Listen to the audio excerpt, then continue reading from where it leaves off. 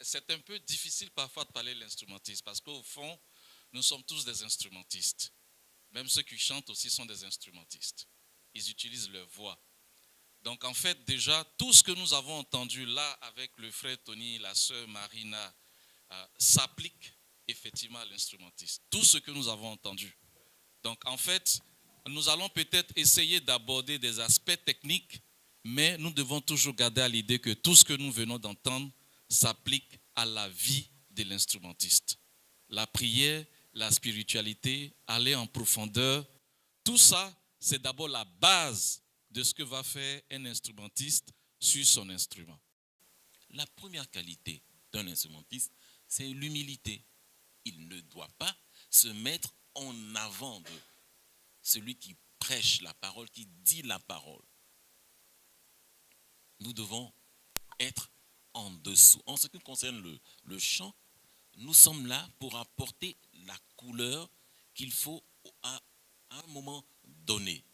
Serge Alain tout à l'heure a donné l'exemple du batteur qui, pendant qu'on est dans un chant qui a un rythme lent, on est en pleine adoration, lui fait une roulade qui n'a rien à voir, qui n'a pas sa place à ce moment précis. Et pour ça, il faut, pour notre expérience, il faut que nous soyons tous sur le même réseau Wi-Fi. C'est celui... ouais. Le mot de passe, c'est Jésus. Absolument. Il faut que nous soyons tous sur ce même réseau.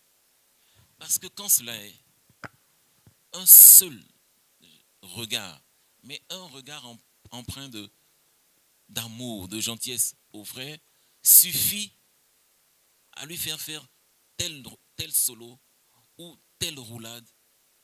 Ou parfois, on n'a même pas besoin. Moi, je sens une roulade et puis le batteur l'a fait. Ou bien, je sens un solo d'une certaine façon et puis le guitariste l'entonne.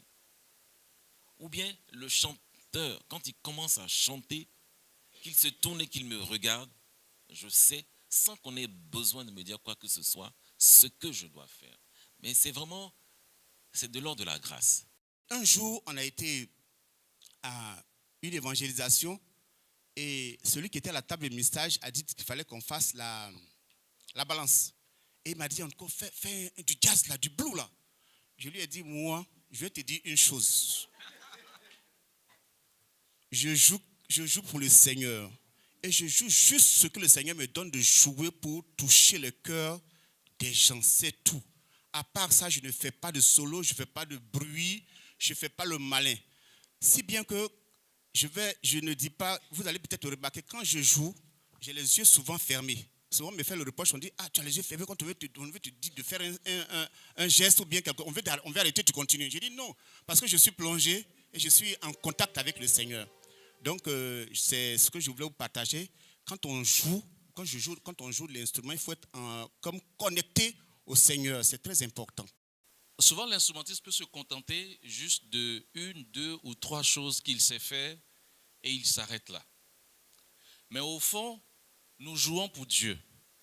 Nous jouons pour glorifier quelqu'un et nous avons pour obligation de rendre toujours meilleur notre jeu, pas pour nous glorifier nous-mêmes ou pas pour nous mettre en avant, mais pour toujours mettre en avant la beauté de notre Seigneur, celui à qui tout appartient, celui qui a tout créé. C'est-à-dire que si vous êtes un trompettiste, si vous êtes un saxophoniste ou si vous êtes un batteur, alors pour Dieu, s'il te plaît mon frère, pour Dieu, sois un bon batteur, sois un excellent batteur parce que Dieu aussi aime ce qui est excellent. Ne sois pas l'instrumentiste qui ne sait jouer que dans une seule gamme, je t'en prie. Ah oui, mais parce que le ministère que nous faisons a ses règles. En fait, le ministère que nous faisons a ses règles. Mais tu dis que tu es pianiste. Tu joues dans la gamme de Do majeur et Sol majeur. On te prend pour partir en évangélisation. Mon frère, il y a des évangélisations. Le prêtre ou bien le prédicateur ne connaît pas. Attends, je vais introduire dans la gamme que je connais. Lui, il a démarré le chant. Lui, il a démarré, il faut le suivre. Donc, si tu es habitué à jouer en do majeur ou en sol majeur, ou bien l'instrument là, on ne peut pas transposer dessus, tu es foutu. Et tu ne peux pas l'accompagner. Et puis ça devient bizarre, parce qu'il y avait la musique, il y avait les instruments. À un moment donné, il n'y a plus d'instruments et ça devient bizarre. En fait, nous sommes en service, nous sommes en mission.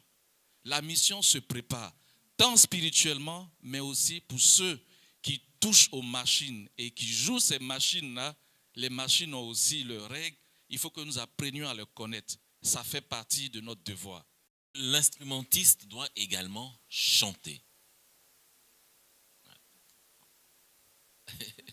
J'entends, c'est une blague. Non, ce n'est pas une blague. Évidemment, le saxophoniste, il ne peut pas chanter pendant qu'il joue du saxo. Mais le pianiste, le guitariste, le batteur doit chanter pendant l'exécution d'un chant. Parce que le chant fait prier. Les mots qui sont dits doivent l'engager lui aussi. Ça l'engage. Sinon, il y aura le chœur ou bien les autres frères d'un côté et lui de l'autre. Parce que ce qui est dit, il n'y adhère pas. Et s'il n'adhère pas à cela, il est à côté.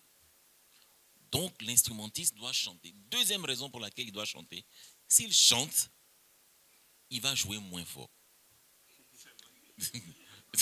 Il va jouer moins fort.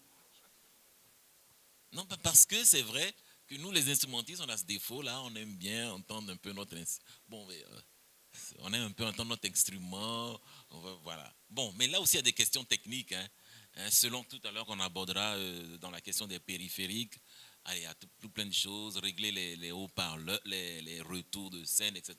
Il y a des petits problèmes techniques. Mais il faut avoir à l'esprit quand même de doser surtout qu'on est dans des petites salles comme ici, de doser un peu le niveau de son instrument, de façon que la voix, le chant qui porte le message soit mis en valeur. On est là uniquement pour ça. Paix et joie.